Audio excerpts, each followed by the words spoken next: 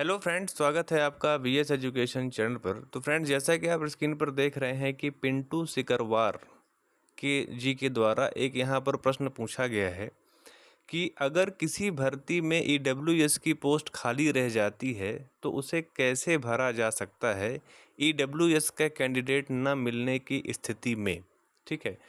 तो फ्रेंड्स, यहाँ पर हालांकि मैं इससे रिलेटेड एक वीडियो मैंने बहुत पहले बनाई हुई है कि उसमें कैरी फॉरवर्ड क्यों नहीं होता है, आप उसको जाके चेक कर सकते हैं। लेकिन मैंने सोचा कि चूँकि बात थोड़ा सा पुरानी हो गई थी, इसलिए मैंने सोचा एक और यहाँ पर छोटी सी वीडियो बना दी जाए। तो बहुत सिंपल सा इसका सिस्टम है। पहले हम लोग समझ लेते हैं कि ईडब्ल्यूएस का आरक्षण कैसे लागू हुआ, उसके बाद हम लोग इस पर बात करेंगे। तो फ्रेंड्स, यहाँ पर सबसे पहले आप ऑर्डर पे आ जाइए। यहाँ पर एक ऑर्डर है, ये डीओपीटी डिपार्टमेंट का ऑर्डर है। हालांकि जब ये संवैधानिक संशोधन किया गया संसद में, उसके बाद ईडब्ल्यूएस को आरक्षण दिया गया और वो एक आर्थिक आधार पे दिया गया आरक्षण। इस पे विशेष रूप से आप फोकस करिए, क्योंकि जो आरक्षण की जो पॉलिसी है इंडिया में, वो दो तरह से दिया जाता है। रिजर्वेशन जो है, एक होता है सोशल स्टेटस की वजह से, मतलब जो आर्थिक एक सामाजिक रूप से जो पिछड़ गए हैं वर्ग, जैसे आप समझ सकते हैं एसटी, एससी और ओबीसी उसमें आते हैं। और दूसरा एक कैटेगरी बनाई गई है ईडब्ल्यूएस आरक्षण की। इंदिरा साहनी बनाम यूनियन ऑफ इंडिया मामले में जो 50% की जो कैप डिसाइड की गई थी कि किसी भी रूप में जो रिजर्वेशन है वो 50% से ज़्यादा नहीं हो सकता, वो सिर्फ डिसाइड किया गया है सामाजिक आधार पे दिए जाने वाले आरक्षण के लिए। मतलब अगर एसटी, एससी और ओबीसी को जो आरक्षण दिया जाता है, उसकी कंबाइंड जो लिमिट है, उन सभी को आप ऐड कर दोगे तो वो 50% से ऊपर नहीं होनी चाहिए। लेकिन जो ईडब्ल्यूएस का आरक्षण है वो सामाजिक आधार पे ना दिया जाए, क्योंकि अगड़ी जातियों को दिया जाता है, सवर्णों को दिया जाता है ये आरक्षण, इसलिए वो सामाजिक रूप से पिछड़े होते नहीं हैं। इसलिए उनको जो आरक्षण मिल रहा है वो उनको सिर्फ और सिर्फ आर्थिक आधार पे मिल रहा है। इसीलिए वो 50+10% जब ऐड हो के 60% हो जाता है, तो 50% की जो लिमिट है वो क्रॉस हो जाती है। लेकिन वो फिर भी उस कैप में, इंदिरा साहनी वाले मामले में वो नहीं मतलब उसको इंक्लूड किया जाता। उसका रीज़न मैं आपको आगे बताऊंगा कि वो क्यों ऐसा किया जाता है। तो फिलहाल ये उसका ऑर्डर हो गया। फिर यहाँ पे फ्रेंड्स, अगर आप देखें कि रोस्टर की अगर मैं बात करूँ, तो जो ईडब्ल्यूएस कैटेगरी का जो रोस्टर है, उसमें आपको ये चीज़ समझ में आएगी कि आखिर क्यों वो 50% की लिमिट को क्रॉस नहीं करता। उसका सबसे बड़ा कारण ये है फ्रेंड्स कि जब आप यहाँ पे रोस्टर को देखिए तो हर जगह पे आपको ईडब्ल्यूएस, थोड़ा मैं इसे जूम कर देता हूँ, ये देखिए फ्रेंड्स, यहाँ पर जो रोस्टर में आप देखेंगे कि ईडब्ल्यूएस की जो सीट्स यहाँ पर दी गई हैं, एक सीट यहाँ पर है, दूसरी सीट यहाँ पर है। तो ये जो सीट्स यहाँ पर दी जा रही हैं वो विद इन यूआर की सीट्स में दिया जा रहा है। मतलब कहने का ये है कि 50% की जो लिमिट है, किसकी लिमिट, एससी, एसटी और ओबीसी की मिला के जो यहाँ पे 50% की जो लिमिट बनती है, उस पे कोई किसी भी तरह की छेड़खानी नहीं की गई है।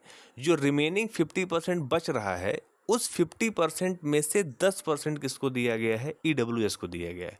मतलब ये जो 10% की जो आप कह सकते हैं कि रिजर्वेशन है, वो यूआर की सीट्स में से ही निकाल के इनको दिया गया है। इसीलिए आप यहाँ पर देखेंगे कि पहले यूआर, फिर यूआर, फिर यूआर, फिर ओबीसी 1, देन यूआर, यूआर, फिर एससी 1, ओबीसी 2, फिर यूआर और फिर यहाँ पे ईडब्ल्यूएस 1। जहाँ पे ईडब्ल्यूएस 1 लिखा हुआ है, जब ईडब्ल्यूएस आरक्षण नहीं था तो वहाँ पर यूआर रहा करता था। उसी तरह से फिर आप नीचे आएंगे तो फिर यूआर है, फिर ओबीसी 3 है, फिर UR, ST 1, SC 2, OBC 4, UR, UR, OBC 5, SC 3, फिर ईडब्ल्यूएस 2। तो जहाँ पे ईडब्ल्यूएस 2 लिखा है, जब ईडब्ल्यूएस का आरक्षण नहीं था तो वहाँ पे यूआर लिखा रहता था। ठीक है, ये बात आपके समझ में आ गई। तो कहने का मतलब ये है कि ये जो सीट्स आपको दी जा रही हैं ईडब्ल्यूएस की, वो विद इन यूआर ही दिया जा रहा है। ठीक है, ये कोई आप कह सकते हैं कि ये किसी तरह से सोशली बैकवर्ड क्लास को या किसी तरह का कोई अगर उनके साथ डिस्क्रिमिनेशन हुआ है, उसके बेसिस पे आपको ये रिजर्वेशन नहीं मिल रहा। अब बात कर लेते हैं कैरी फॉरवर्ड की। अब फ्रेंड्स, क्या है कि चूंकि मैंने आपको पूरी बात समझा दी कि सोशली बैकवर्ड क्लास की वजह से ना दिया जा रहा, बल्कि इकोनॉमिकली वीकर सेक्शन इसका नाम ही है, इसलिए ये जो कोटा होता है, इसे आप कैरी फॉरवर्ड नहीं कर सकते। कैरी फॉरवर्ड ना करने का सिंपल सा मतलब ये है, आप यहाँ पर देखिए, यहाँ पहले मैं बता देता हूँ, यहाँ लिखा है कि the recruitment year shall not be carry forward to the next recruitment year as backlog. मतलब कि कैरी फॉरवर्ड सीट्स वही मानी जाती हैं जिसको हम नेक्स्ट रिक्रूटमेंट या नेक्स्ट एडवर्टीजमेंट में उसको हम एज अ बैकलॉग शो कर सकें। इसका सबसे बेस्ट एग्जांपल आप देखेंगे कि जो वर्ग एक की जो भर्ती हो रही है उसमें डीपीआई का जो रोस्टर है उसमें आप देखेंगे लगभग 45 to 50% सीट्स वहाँ पर बैकलॉग दिया हुआ है। तो वो बैकलॉग किस में है? सिर्फ एसटी और एससी कैटेगरी में है। ओबीसी में भी हो सकता था, अगर ओबीसी की सीट्स 18 में न पूरी की पूरी भरी हुई होती तो ओबीसी में भी आपको बैकलॉग देखने को मिल जाता, लेकिन वहाँ पर सीट्स पूरी भर चुकी थी, इसलिए सिर्फ एसटी एससी की ही सीट्स वहाँ पर वैकेंट रह गई थी, इसलिए उनका ही बैकलॉग यहाँ पर आया है। लेकिन जब 95 94 की जब रिक्रूटमेंट आया करती थी उस टाइम पे ओबीसी बैकलॉग भी रहा करता था। ठीक है, तो एक तो वो बात हो गई। दूसरा क्या है कि ईडब्ल्यूएस में क्या सीन होता है, जैसे मान लीजिए कि किसी भी रिक्रूटमेंट सपोज 100 सीट्स आई, ठीक है। अब 100 सीट्स में से क्या हो गया कि जैसे मान लीजिए कि 100 सीट्स में से जो कैंडिडेट्स मिल पाए वो किसको मिल पाए, मान लीजिए कि सपोज 50 सीट्स जो है वो ईडब्ल्यूएस से भर गई और 50 वहाँ पर बच गई।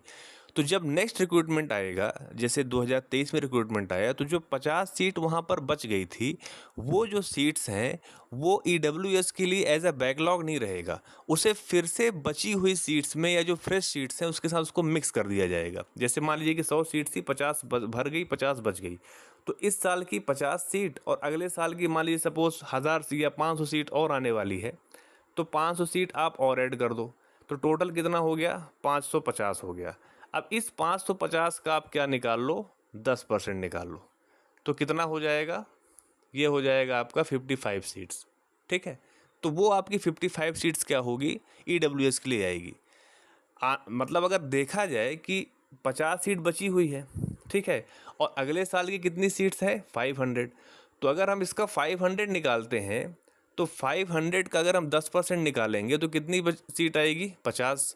और पिछले साल की भी 50 है, तो उसे आप ऐड कर दोगे तो होनी कितनी चाहिए थी? 100 सीट होनी चाहिए थी, लेकिन आ कितनी रही है? सिर्फ 55 सीट्स आ रही है। आप इस चीज़ को समझ रहे हैं ना कि कैरी फॉरवर्ड ना होने की वजह से आप वो पूरे सीट्स को क्या किया जाएगा? उसी में मिक्स कर दिया जाएगा। इसीलिए आपने देखा होगा कि जो डीपीआई में जो आप 2018 वाले जो ईडब्ल्यूएस के कैंडिडेट्स हैं वो वहाँ पर गए हुए हैं किसको लेकर के कि उनको 848 सीट्स क्या की जाए? 18 वाले में दे दिया जाए।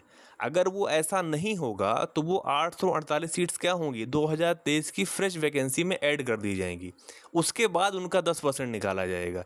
तो इससे क्या होगा कि उन कैटेगरीज़ को काफ़ी ज़्यादा लॉस होगा।